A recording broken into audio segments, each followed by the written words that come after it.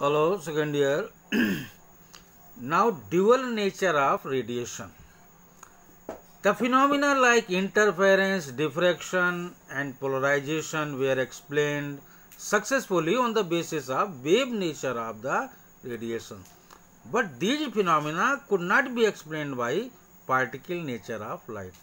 यानी लाइट को अगर हम ये मान करके चलें कि वेव नेचर है तो इंटरफेरेंस, डिफ्रैक्शन, पोलराइजेशन इन सबको हम एक्सप्लेन कर सकते हैं, लेकिन पार्टिकल नेचर से इनको एक्सप्लेन नहीं कर सकते हैं।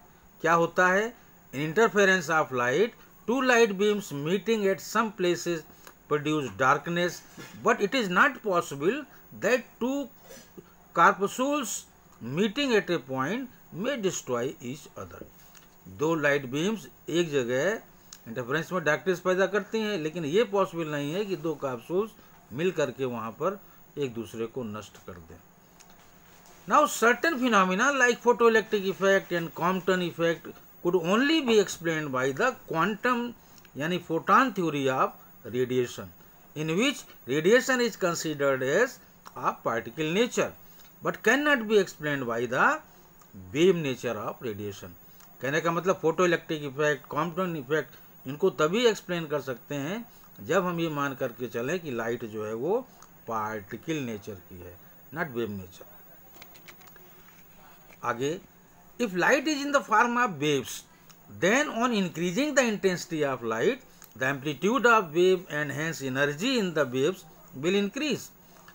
These waves when falling on the surface of metal will provide more energy to the electrons of the metal, with the result that energy of the emitted photoelectrons will increase.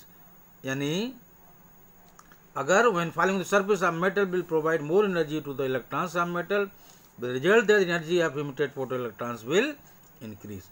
But the energy of emitted photoelectrons does not depend upon the intensity of light. Intensity पर energy depend नहीं करती है। Secondly, if the frequency of light waves is below a certain lowest value then photo electrons will not be emitted however large the intensity of light may be. कहने का मतलब यह है, it means that radiation has a dual nature, behaving sometimes as wave and sometimes as particle.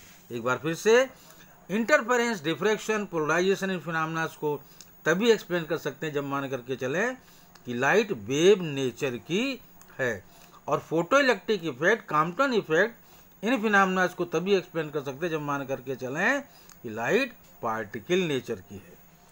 और it means that radiation has a dual nature, दोहरे nature का है, behaving sometimes as wave and sometimes as particle.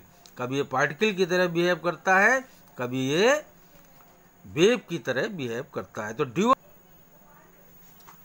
Now particle nature of radiation या light, particle nature. Radiation in its interaction with matter behaves as if it is made up of particles called photons. Each photon has energy E, h nu, kinetic mass h nu by c square, momentum P is h nu by c and speed c. However, the rest mass of photon is 0. Photon का rest mass 0 होता है. All radiation photons of particular frequency, they have same kinetic mass, same momentum and same energy, whatever be the intensity of radiation. यानी ये जो हैं, जो radiation photon है particular frequency के, उनका किनेटिक मास सेम होगा, मोमेंटम सेम होगा, एनर्जी सेम होगी, इंटेंसिटी कुछ भी हो। और क्या होता है, ये जो पार्टिकल्स हैं यानी फोटॉन, तो photons are electrically neutral and are not deflected by electric and magnetic fields.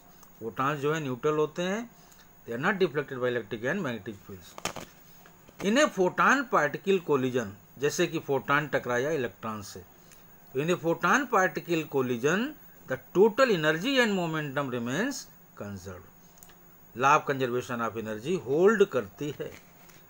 ये photon may be absorbed by a matter अगर किसी मैटर पर एक फोटॉन गिरे तो वो उसको एब्जॉर्ब कर लेगा एंड ए न्यू फोटॉन में भी क्रिएटेड, एक नया फोटॉन क्रिएट होता है। ये चीज़ें होती हैं, ये पार्टिकल नेचर ऑफ रेडिएशन के बारे में ये फैक्ट्स हैं, ये आपको मालूम होने चाहिए। Now wave nature of particles, अगर हम ये वेव नेचर ऑफ पार्टिकल्स ये मान के चलें कि पार्टिकल्स वेव नेचर के होते हैं, तो डी ब्रॉगली साहब ने बताया था, de Broglie introduced the hypothesis that all material particles in motion, ध्यान रहे all material particles in motion, जितने भी पार्टिकल्स मोशन कर रहे हैं, they have wave nature also. बहुत इंपॉर्टेंट है ये डी ब्रॉगली साहब का कॉन्सेप्ट कि all the material particles in motion, गति करते हुए जो पार्टिकल्स हैं उनमें वेव नेचर भी होता है। और the waves associated with moving particles of matter are called de Broglie waves और matter waves. De Broglie waves या और इस पार्टिकल के साथ जो वेव एसोसिएटेड है उनको हम डी ब्रॉगली वेव्स कहते हैं। जैसे इसको कहेंगे ये डी ब्रॉगली वेव है, ये डी ब्रॉगली वेव है। ध्यान रहे ये एक पार्टिकल है जो मूव कर रहा है, पार्टिकल मूव कर रहा है, तो इन्होंने कहा है हर पार्टिकल के साथ, हर मूविंग पार्टिकल के साथ जरूर एक वेव अटैच्ड रहती है, it is associated with the particle. ये डी ब्रॉगली साहब का कॉन्सेप्ट है।